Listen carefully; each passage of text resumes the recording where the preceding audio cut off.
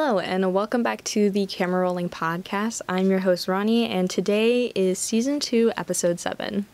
Today, I'm going to be going more into Women's History Month, and for that, I wanted to talk about the Not Like Other Girls trope, and specifically today, I'm going to talk about the Manic Pixie Dream Girl. But before I do that, let's get into some housekeeping. First off, I know, I took another week off. I've just been so slow these past few weeks. I don't know.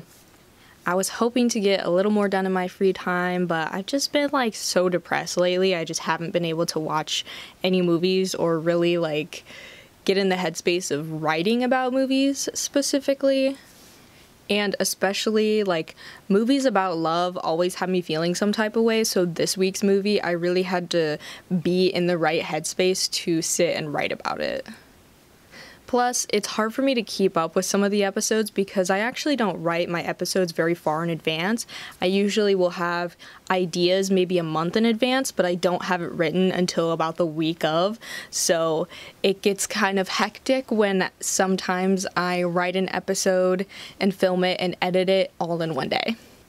However, I did want to mention that I'm thinking of moving the episodes to every other week, and in between, I'm going to have a different shorter segment, so that way I have 2 weeks to get an episode filmed and written and everything, and that will just give me a little bit more time to make the episodes be more of what I want them to be. Plus, I think it will just benefit you guys more if I have more time to really get my thoughts laid out. Plus, I think it'll be fun to do shorter little segments in between.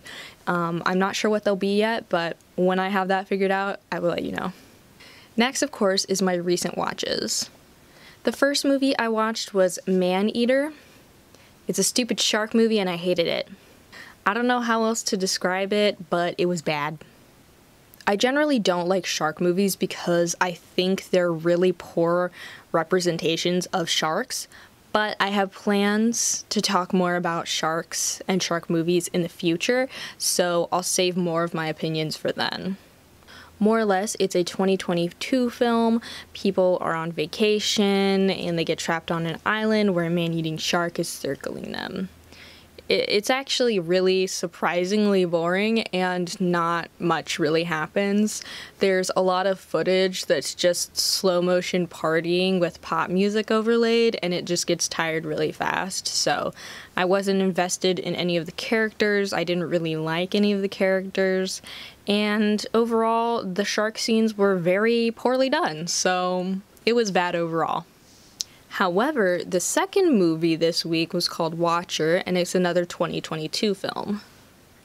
It's a psychological thriller where a woman and her husband moved to Romania because he is Romanian, and his work led him there.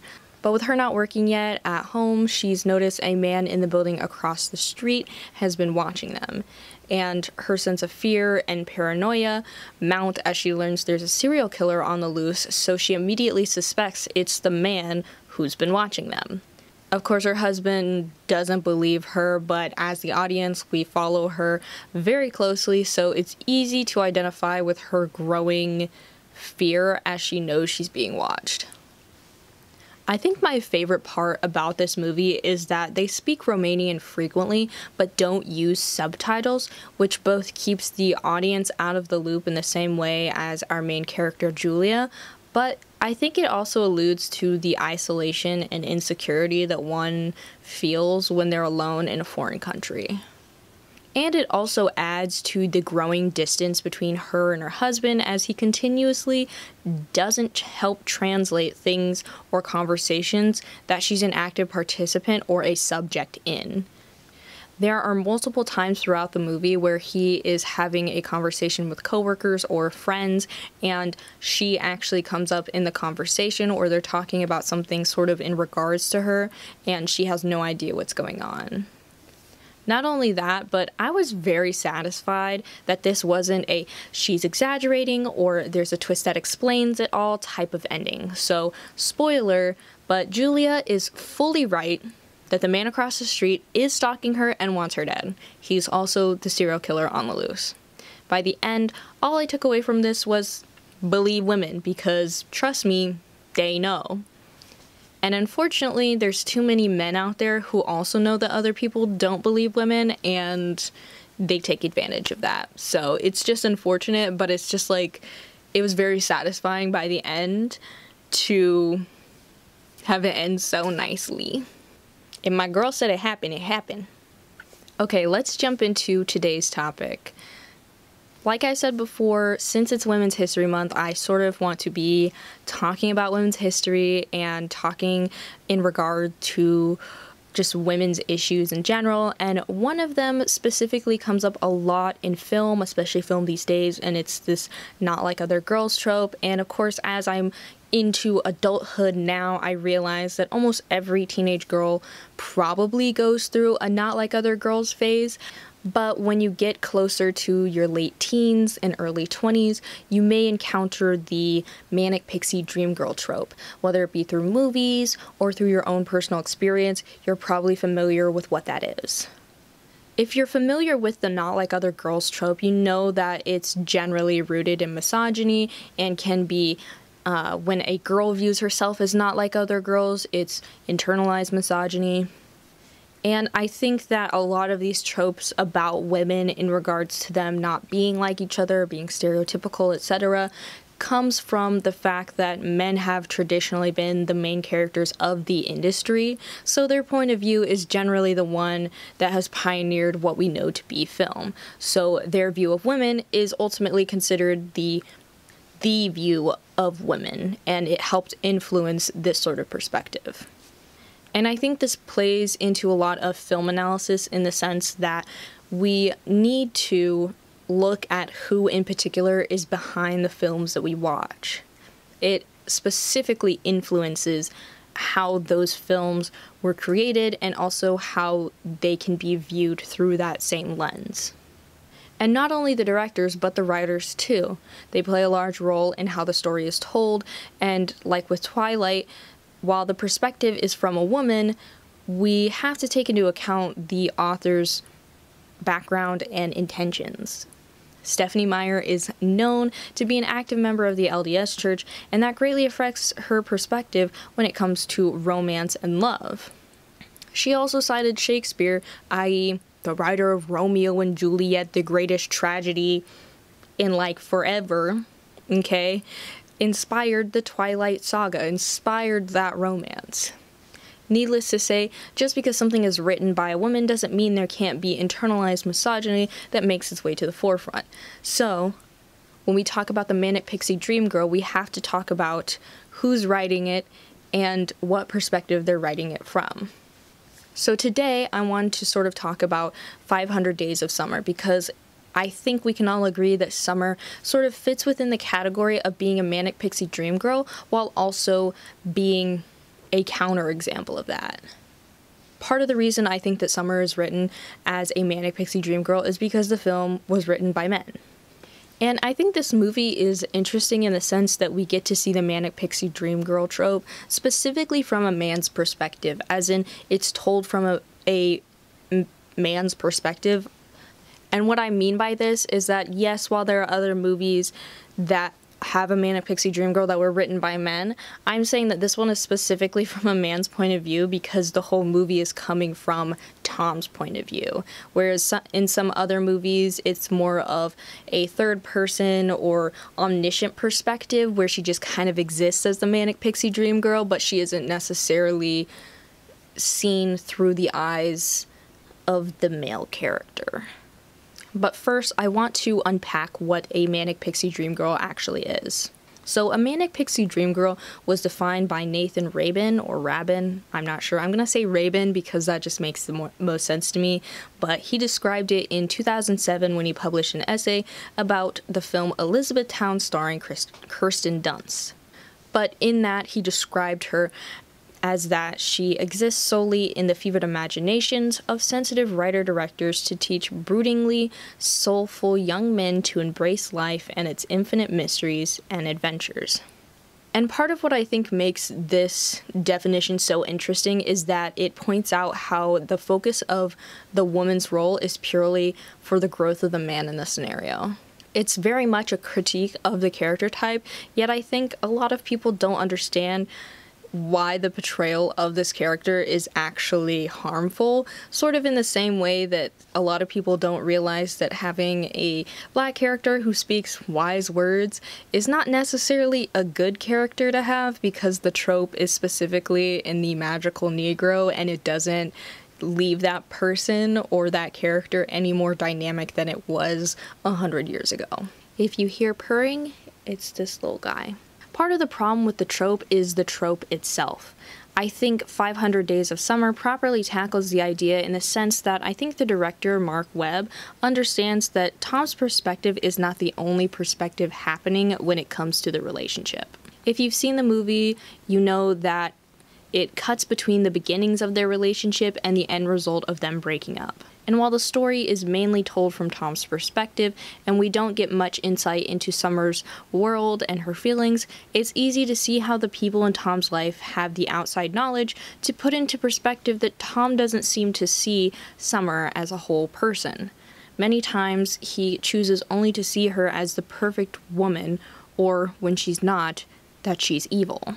The movie opens with Tom's descent into chaos as his heart is broken after Summer had told him she wanted to stop seeing him. However, his friends assure him that things will get better, that he's been broken up with before, and that he should move on. But at this point, Tom has no desire to, and he thinks that she's the one, so he wants to get her back. And I think it's an interesting moment to pay attention to towards the beginning of the movie is how easy it is for Tom to not view Summer as a multi-dimensional person. When we cut back to the first days he was around her, his friend mentions that she was kind of cold to another coworkers, so she must be uppity. And while Tom thought that she was beautiful and kind of liked her before he even met her, he immediately tries to play it off as he believes she's rude. So when she gets on the elevator on a different day and he doesn't try to make any effort towards her, he's surprised when she actually says, "Hey, I like the Smiths," because she can sort of overhear on his headphones that he's listening to the Smiths. So it's interesting to see that from the get-go, Tom really didn't have any sort of understanding that maybe she was a person or that she had feelings, and that maybe her being cold to one person is just her trying to exist, or maybe not hearing someone fully, or just maybe not being comfortable with people she doesn't really know that well. And I think being able to see someone as a multidimensional person means that you can take the things that they say or things that other people say about them with a grain of salt. It means that you can still view that person as not good or bad, but that they may have different feelings towards different people, so the treatment of different people might be different. And I found that by the end of the movie, a lot of people in Tom's life were warning him and trying to bring him back down to earth throughout the entire thing. Many of them were telling that he was blowing things out of proportion or making a bigger deal of things than what was actually there and putting her on a pedestal, even his little sister. But he still refused to listen to them. Likewise, a little bit later in the movie, he is on a night out with sort of everyone from work, and they're at a bar with karaoke, and Summer even tells Tom and the friend that's with them that she doesn't believe in love and she's not really a relationship type. Which, in this case, most people would be like, oh, that's a boundary that they're setting. I can understand that if they're not looking for a relationship, I would never expect them to have a relationship with me unless they said otherwise. Whereas Tom takes this as a challenge, as in, I'm in love with you, so you must also fall in love with me. And especially after things sort of heat up, I think the next day at work when she kisses Tom and they begin hanging out more, and it seems like they're moving towards some type of romantic relationship. On a date at IKEA, she says she doesn't want a relationship, nothing serious, and Tom agrees reluctantly. You can tell that Tom wants more. He wants a relationship, but him agreeing with her and saying that he doesn't, instead of being honest and saying, oh, I was kind of actually hoping for more. I want us to have a label. I want us to define what we are, and I want us to be exclusive, is a conversation that he should have had up front. Because it's very clear that Summer was willing to have that conversation up front because she's the one who brought it up. Summer made it very clear from the beginning what she wanted, so it's hard to feel bad for Tom when it's easy to see how he always wanted more for her and that he'd hoped that she'd just change her mind. Most of the time when it comes to relationships, some of the most important boundaries that are set and some of the standards that other people have aren't things that are minor disagreements or agree to disagree situations.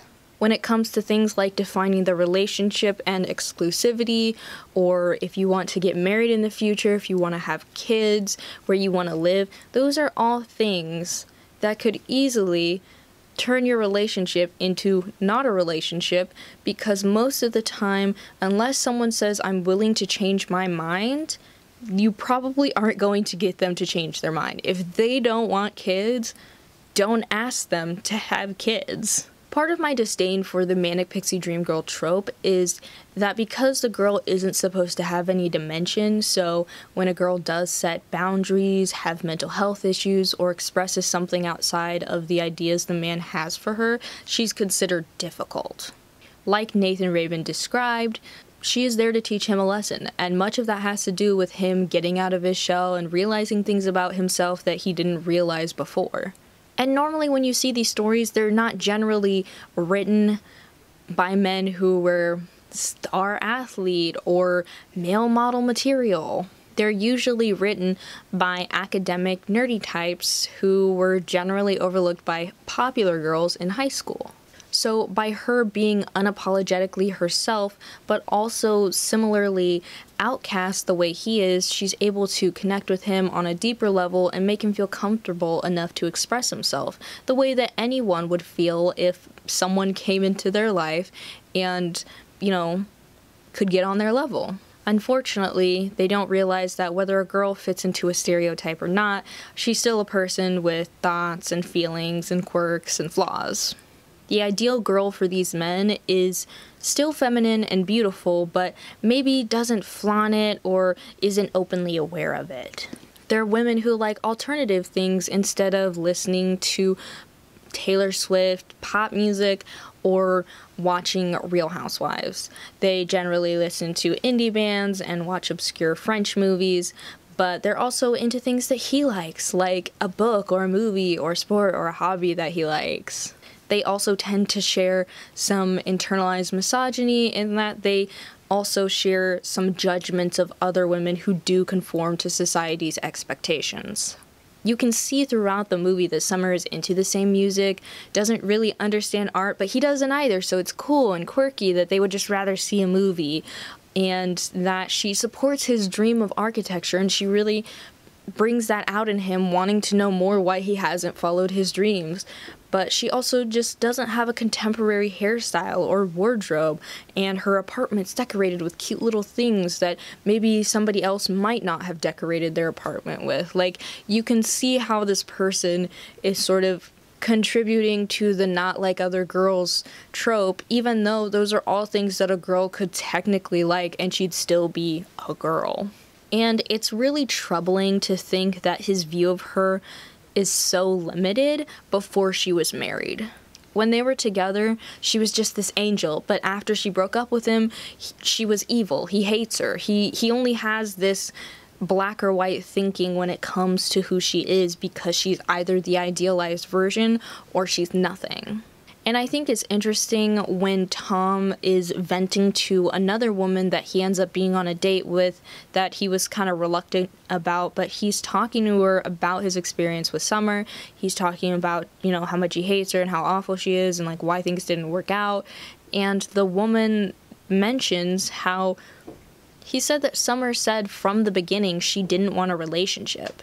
And I think Tom really hadn't internalized that at all, because the fact that that's part of the story that he tells, that he knows that Summer mentioned that, but he doesn't see the problem with him continuing to desire a relationship from someone who has mentioned that they didn't want one, is very troubling. Again, it's troubling to see that he acknowledges that she said that, but didn't internalize it enough to realize that that was a boundary she was setting, and that him feeling upset that she didn't want a relationship by the end is not a good look.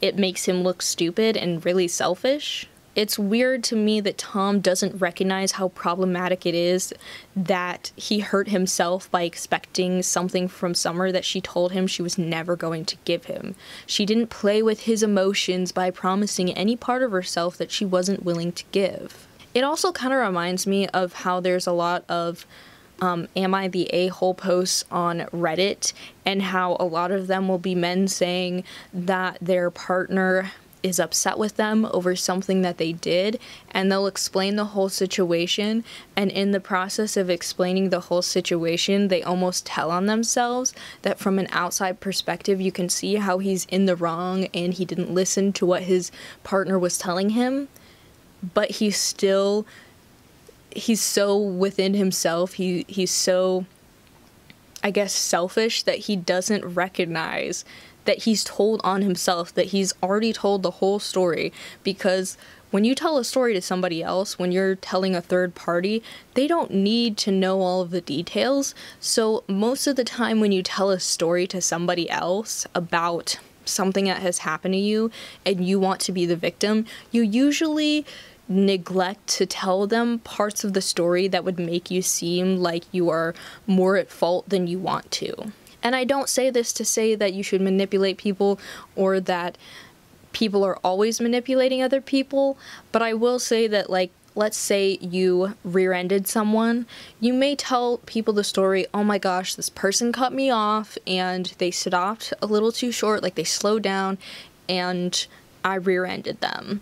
And so in that version of the story where you tell it, everything is true that you've said, but you sort of leave out the part where when they cut you off, you immediately sped up to try to tailgate them, and so when they slowed down, you were too close to stop. But it's interesting to me how a lot of the times these men, and specifically Tom, will tell the part where they sped up.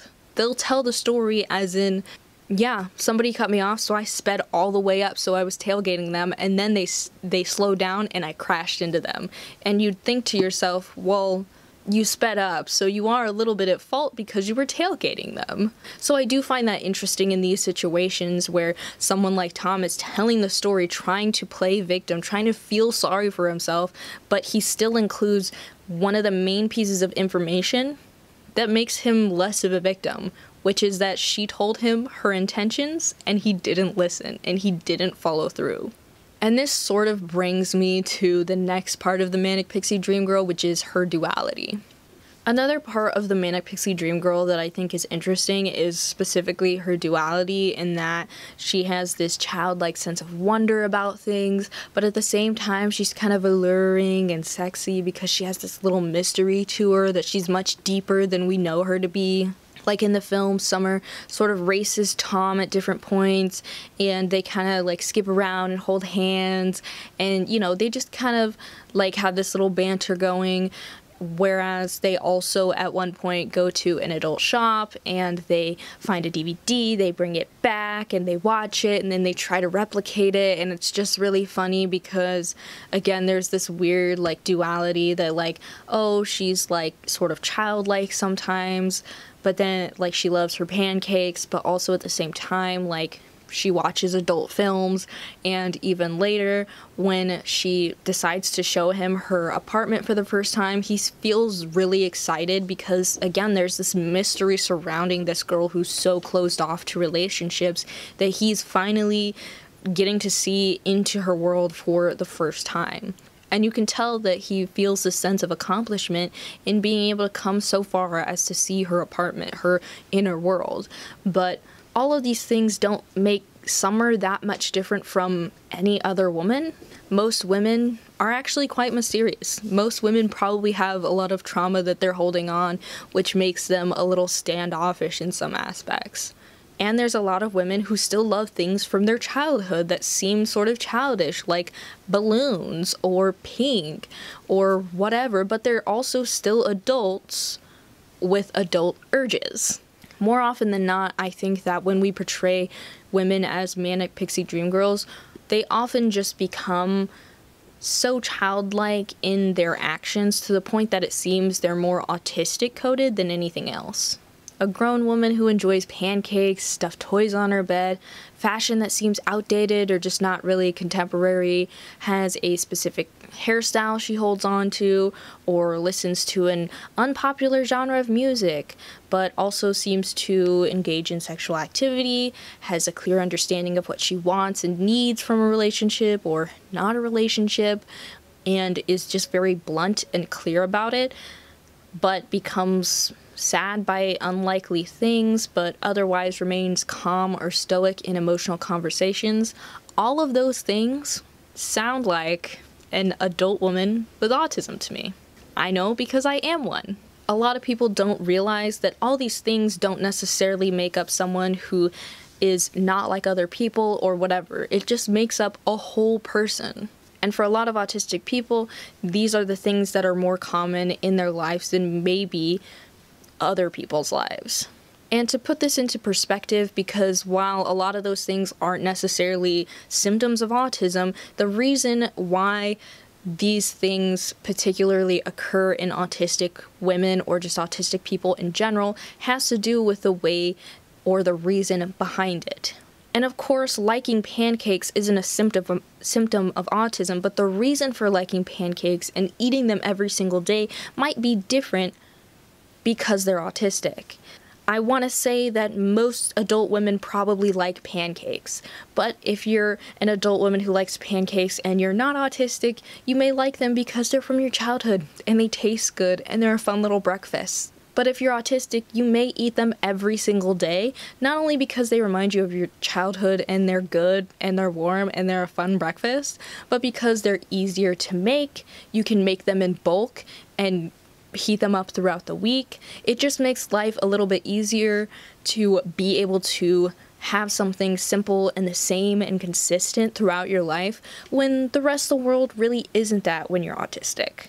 And a lot of the times popular culture relates to the masses, but when you're not considered a part of the masses or your voice isn't the loudest one in the room, you probably aren't going to identify with the most popular music or the most popular fashion style if you don't like it, if it's not comfortable, if it doesn't connect with you personally.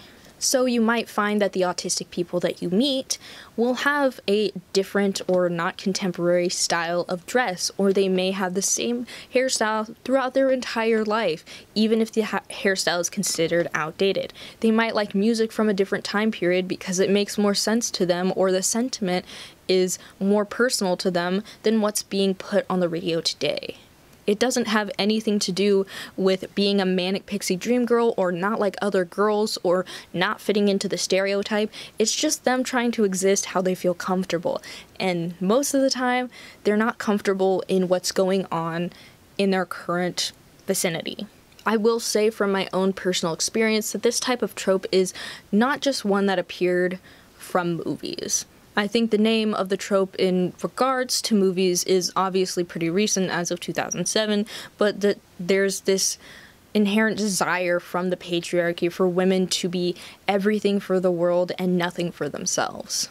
I.e., they need to be interesting and dynamic, yet still attractive, but not be selfish in trying to be multidimensional or trying to build their own inner world. I think there's a lot of women, whether on the spectrum or dealing with mental health issues or just in the alternative scene in general, that have been a victim of this mentality by a partner. While the trope doesn't seem harmful at first, just sort of selfish, that selfishness a lot of the time leads to the woman being used for their partner's personal growth. They're used as a tool, or even how the director puts it, that Summer was just a phase for Tom, but she's not a girl or a person really, she has no depth. And I think the tragic part about this story is not that Tom gets dumped, but that Tom doesn't really seem to learn from his experience with Summer. He learns that, like, yeah, some people may teach you things about yourself, but he doesn't necessarily learn that, like, when you call someone a phase, it takes away the agency and the individuality of the other person as a person. Because at first, Tom believes there's love and one person for everyone, but when she breaks up with him, all he wants is for her to come back. But when she gets married and she's officially off the market, he starts to focus on his dream of being an architect, and by meeting Summer and getting his heart broken, he is finally able to push himself towards his dreams. Which in this case sort of subverts the Manic Pixie Dream Girl in that Summer doesn't actually suffer from Tom's desires.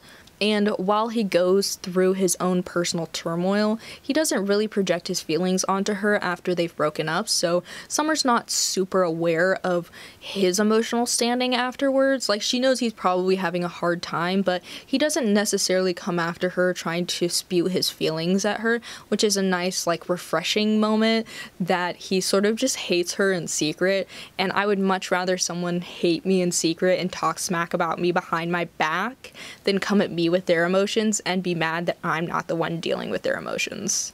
And that's why I think this movie is an interesting case of the Manic Pixie Dream Girl trope, but I think it's a great example because it both shows the trope but doesn't necessarily reinforce it. For the audience, it's easy to see how Summer never did anything wrong, but if you identify with Tom's character a little bit more, you may be more on the side that she is a sort of in the same way that the writer actually prefaced at the beginning of the movie before anything even starts. We see that he's like, this is not based on anything, except dude still holds some sort of grudge against the woman who did something similar. And the funny thing is that I want to bet that if things happen very similarly, that this other woman didn't actually do anything to the writer. The writer probably did it to himself, the way that Tom did.